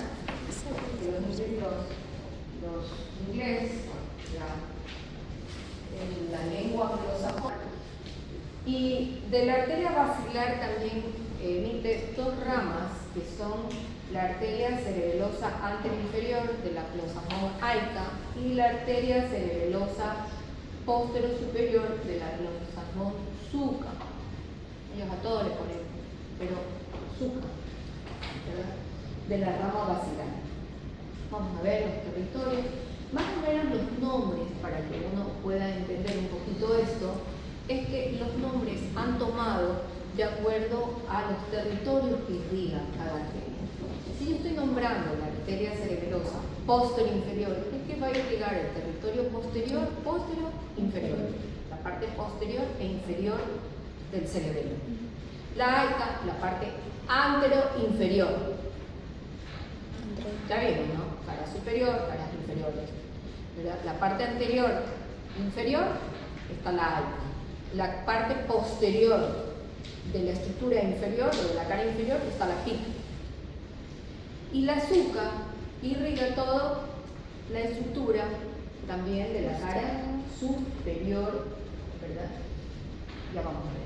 Miren, la arteria, pero más o menos un poco esquemático, no es que se rige así totalmente, pero para que ustedes. La arteria cerebelosa posterior inferior, que está aquí en verde, miren, la parte más inferior, acá, en esta estructura. La aica, la cara anterior, y también la parte más inferior también, está este superior y este inferior. La parte más inferior y anterior del cerebelo. Y la arteria cerebelosa superior, casi toda su parte, tanto parte anterior como superior. Así están divididas la irrigación a nivel arterial. ¿Alguna pregunta hasta aquí? Para las lesiones cerebelosas. Y aquí vamos a tener que, cuando nosotros nos referimos a lesiones cerebelosas, tenemos que cumplir algunos criterios. Uno de los primeros criterios es esta, una regla de oro en patología cerebelosa, que dice que las lesiones de cerebelo corresponden al mismo lado que presentan la clínica. ¿Ok?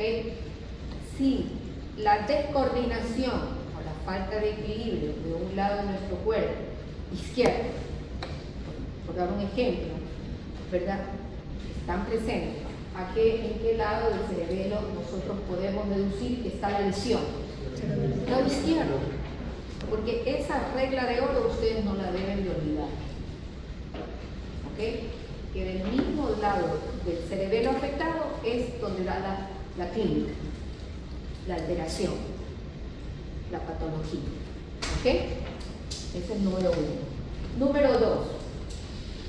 Las lesiones que se ubican, que están localizadas a nivel del pelvis cerebeloso, ¿verdad?, o los nódulos flóculos lobulares, principalmente van a originar ¿qué cosa? Inestabilidad para la marcha, lo cual se denomina ataxia troncal, nos impide caminar.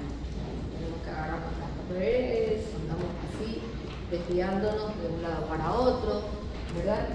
Y también nos pueden originar anomalías de movimiento ocular, unos giros repentinos que nos hacen ver así como que veríamos doble, ¿verdad? Pero no vemos doble, sino muy borroso, porque los movimientos de los ojitos, hay músculos, ya aprendimos que hay músculos, ¿verdad? Entonces pueden dar unos giros, unas oscilaciones a nivel del globo ocular que se denomina nistagmo. ¿Ya? Entonces, que se acompañan pues de vértigo, esa sensación de esa inestabilidad ocular, ¿verdad?, se lleva a manifestaciones, digamos, de vértigo, de vómitos, náuseas, y un giro, una oscilación, que las cosas parece que, bien, nosotros giramos o las cosas giran horrible, que es mejor ni siquiera ver, porque es horrible, te origina más náusea, más vómitos. ¿Alguien ha tenido un vértigo acá? Tú puedes entender un poco eso, ¿verdad? ¿Tú también? Subiendo el rotopaxi. Y como tercera regla tenemos que las lesiones laterales, ¿verdad?, al vermis, o sea, laterales al vermis, en el hemisferio cerebeloso, causan principalmente ataxia de las extremidades, lo cual se denomina ataxia apendicular. ¿Ya? ¿ya? Ataxia troncal, cordoide central, los músculos del tronco, la línea media, y ataxia pendicular, apéndice se denomina las extremidades, entonces por eso se denomina ataxia apendicular. Muy bien, vamos a ver un poquito sobre los hallazgos clínicos de la patología cerebelosa. Suelen dar un movimiento irregular muy característico, ¿verdad? Por lo general, cuando si yo le digo aquí a Guimarães, tócame, a ver, vamos a decir para que lo puedan ver, pruébenlo, nos vamos a parar y tócame con tu defecto para que lo puedan ver. ¿Cuánto te ha costado?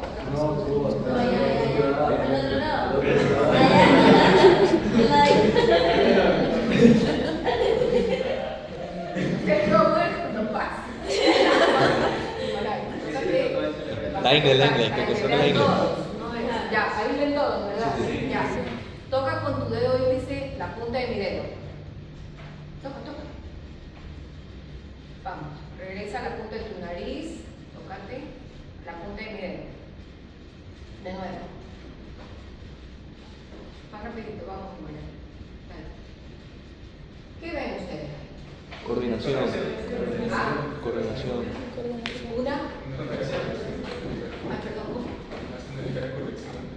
Una corrección. Está un poquito nervioso, María María, perdón. Ahí tiene precisión.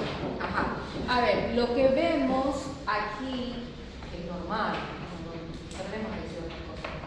Está bien, él tiene una buena precisión, una buena coordinación. ¿Verdad? Lo que hace así, ¿qué hicimos? Él hizo en una forma precisa. Fue directamente a mi dedo. ¿Qué pasa con las patologías cerebelosas? Esa precisión nosotros no la vamos a ver. Por eso es que ustedes ejemplos, gráficos, dibujos. ¿Por qué? Porque si nosotros lo vemos desde una vista superior, ¿verdad? Están el explorador y el explorado, ¿verdad? Vamos a observar que si le indicamos esto, que se toque la punta de la nariz y luego toque la punta de mi dedo, va a hacer algunas cosas, digamos, descoordinadas y salientes. Va a dar vuelta para poder llegar hasta allá. Si lo vemos nosotros de costado, ¿verdad? De lado, vamos a ver que no solamente va para allá, sino que sube y baja. Una descoordinación total. Pero él no hizo esa descoordinación, él fue directo al punto fijo. Es que eso es lo que nos indica el cerebro, nos permite el cerebro. Si yo le digo aquí a Gilet, a ver Gilet, vamos a caminar y vamos, en el último paso vas a dar un salto. Salta. No. Camina, el último paso, salta. ¿Cuántos pasos camino? 2 pasos ya, 2 pasos y salta. Si vieron, ¿verdad? Sí. Él lo pudo hacer precisamente. Pero él ya puso, reguló, dice. Él obtuvo la orden y él procesa inmediatamente la orden. Y él caminó, no vieron ustedes, vieron que se cayó por un lado, no se cayó. Vieron que de pronto, es más, vamos a observarlo de nuevo. ¿Quieren observarlo? Sí. Ya. Ok, ya. No. Vamos a tratar de caminar por esta línea en Gilet, pero no bien. Tú me ves acá. Vamos a verlo caminar a Guimarães, pero presten atención, ¿ah? A Guimarães. A Gilet, va. ¿Qué hizo él? Caminó recto. Él se fue para un lado, salió de la línea media, es más, yo lo hice adrede, caminar por la línea. Sin ver, él caminó por esa línea. Y también inconscientemente los pasos hizo. Precisamente coordinó todos los pasos. Paso hacia adelante, paso atrás. ¿Qué más observaron nosotros? Vamos muy bien, ¿verdad? El tono muscular del cuello lo mantuvo firme. No, estuvo así. Sí. Emo. El movimiento de los brazos. El movimiento coordinado de los brazos, porque eso nos mantiene también para nosotros caminar. ¿Y qué hace con los brazos? ¿Qué hizo con los brazos? ¿Qué hace con los brazos, chicos? Los mueve. Los mueve, lindo. Ya, ¿qué hace con los brazos? Tener estabilidad. Mantiene la estabilidad. Sí, pero ¿cómo? Él hace esto. Con su pierna contralateral, él hace esto. Hace esto, alterna. Su mano, claro que él no hace esto, no es.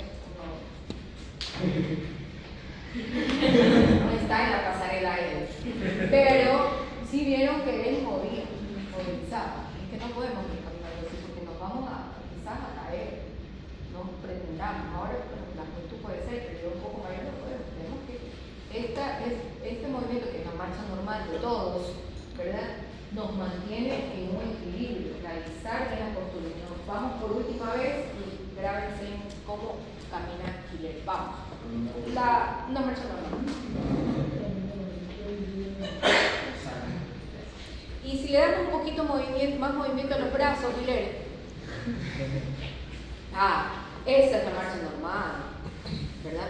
No se reprime un poco, ¿verdad? Pero eso debe ser. Es que así no marcha. Ya listo, gracias, está bien.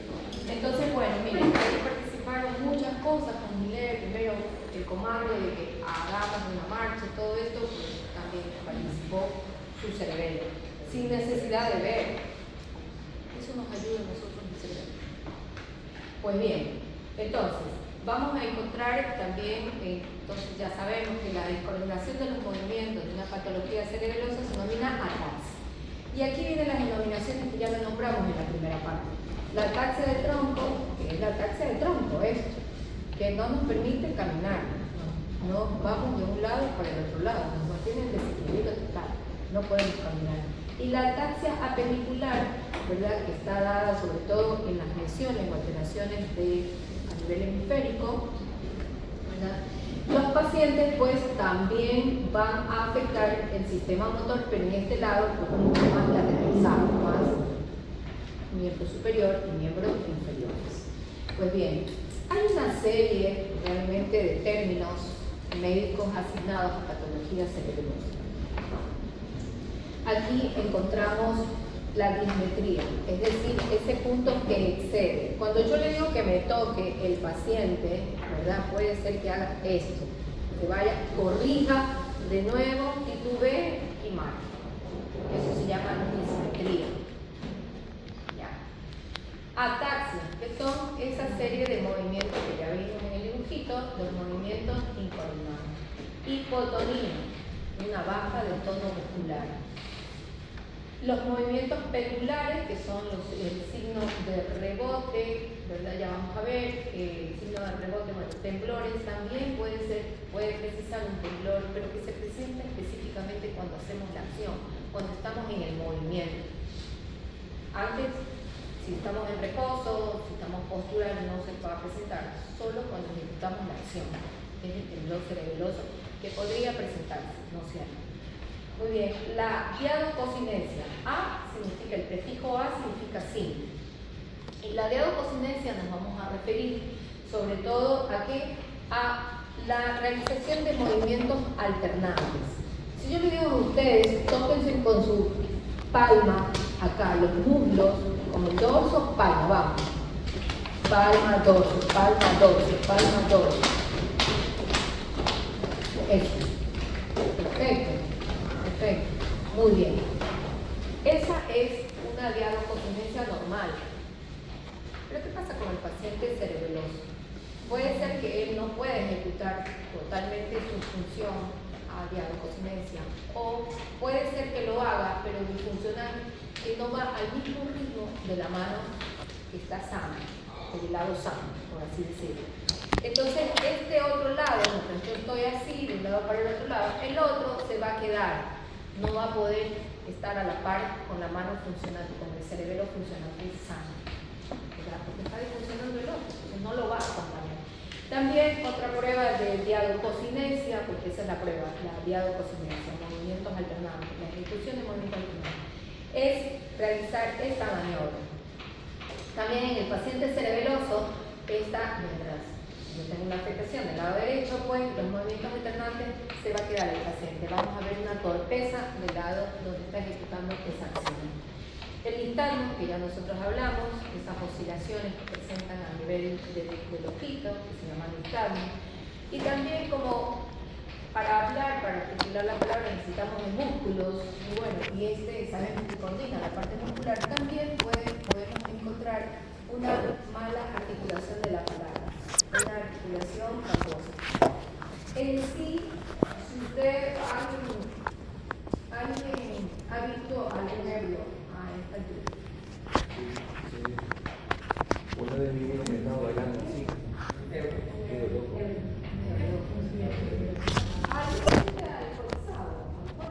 Alcohólico. Sí, pero bien alcohólico.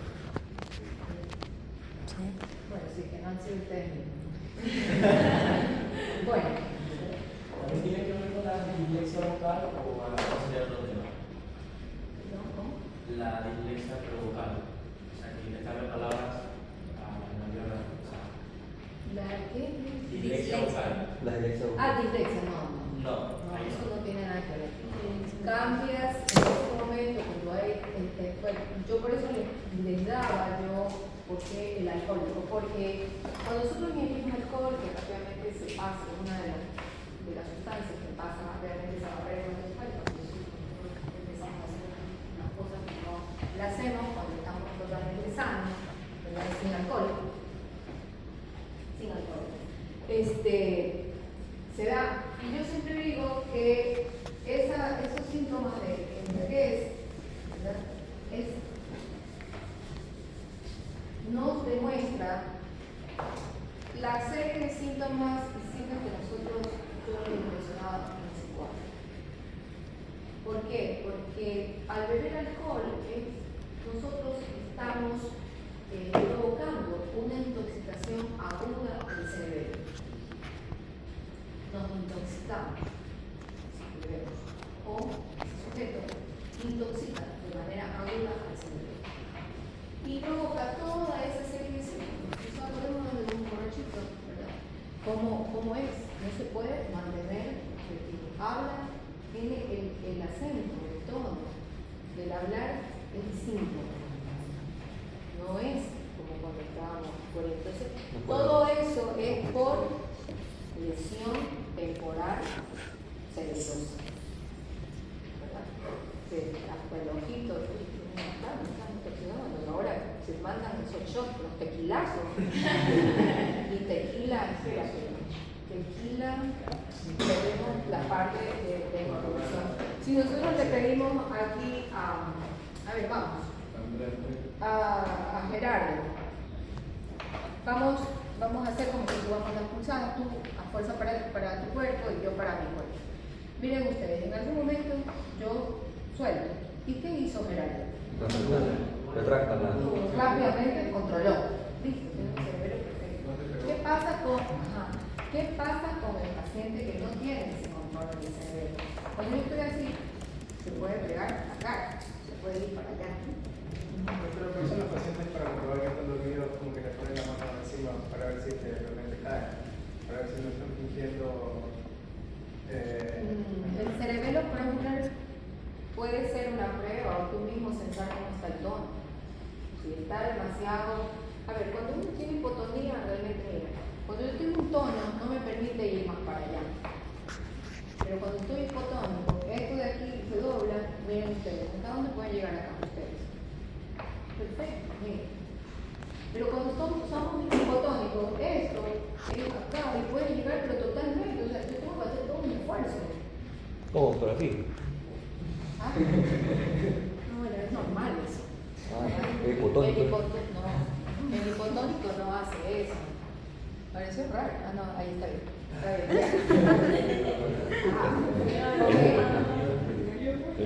Entonces, esto es lo que se denomina el signo de Hodges, ¿no? Para ver cómo estamos con la coordinación y la fuerza. Así que bueno, vamos a ver una coordinación.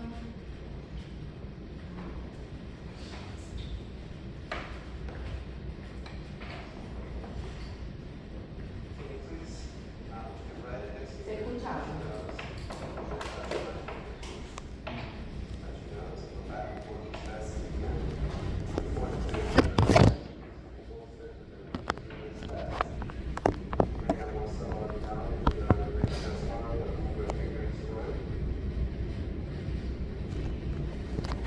Lo que hicimos aquí con Gerardo, ¿verdad? Esto se llama la prueba índice-nariz, en donde el explorador le solicita porque se toque primero la punta de la nariz y luego punta de la nariz y luego toque el dedo. Para hacer un poquito más sensible la prueba, él empieza a mover su mano para que el paciente, cuando una vez se dirija desde su nariz hacia la mano, sensibilizamos, ya no está aprendido el recorrido, sino que hacemos otros recorridos, ¿verdad? Para ver qué cosa, ataxias apendiculares, para ver extremidades superiores. También las extremidades inferiores las podemos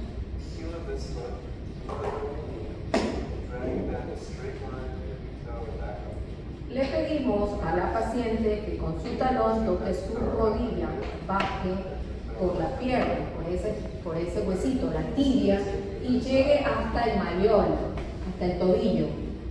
Ahí está recorriendo. Suba, baje y suba, ¿verdad? También podemos sensibilizar un poco la prueba, haciéndole que el paciente cierre los ojos. No en esta, porque necesitamos nuestra vista a ver el abdomen. En esta sí podemos hacer la sensibilización, cerrar los ojos. También podemos ver esta parte de coordinación también. Es como una prueba de Holmes, más o menos. Pero es para ver hasta dónde llevamos el control. Hacia arriba y hacia abajo. Y le pone un límite y le dice que llegue sus manos hacia ahí. Ajá, que no pase ahí. El paciente cerebroso pues obviamente no va a llegar así, va a pasar hacia abajo o hacia arriba, por los comandos. También podemos evaluar pues la ataxia del tronco, ¿verdad? La hacemos caminar, regrese. Miren ustedes, más o menos parecido a lo que Guillermo vio, ¿no? Me refiero al movimiento de manos con coordinación, porque todos movemos así, ¿eh? Todos. Manos y piernas. Entonces vamos a hacer una marcha en particular, que es la marcha del tándem. Y le pedimos que se desplace, ¿verdad? Formando, pues, hacer un paso delante del otro hacia adelante y después lo mismo hacia atrás. El paciente cerebroso no va a poder hacer eso. Cuando juntamos los pies, ya por allí está fallando su equilibrio, el desequilibrio. ¿Ok? Vamos a ver acá. Este es el Romberg test. Si la prueba de Romberg realmente es una prueba para valorar difusión de la vía posterior, esta vía del cordón posterior, de la propiocepción consciente. Le pedimos al paciente que se ponga en posición firme, con los ojos cerrados, las manos allí, ¿verdad? En posición firme, los pies juntos, las manos alrededor de nuestro cuerpo, cierre los ojos y le vamos a advertir al paciente que vamos a hacer unos empujoncitos. Y el paciente tiene que estar a la expectativa. Y vamos a hacer eso un ratito, ¿ya? Y ya con eso nosotros terminamos. Vamos a salir uno de ustedes, ¿verdad? Saltos, que no estuvo para que pueda ver. Sí, saltos tienen que ser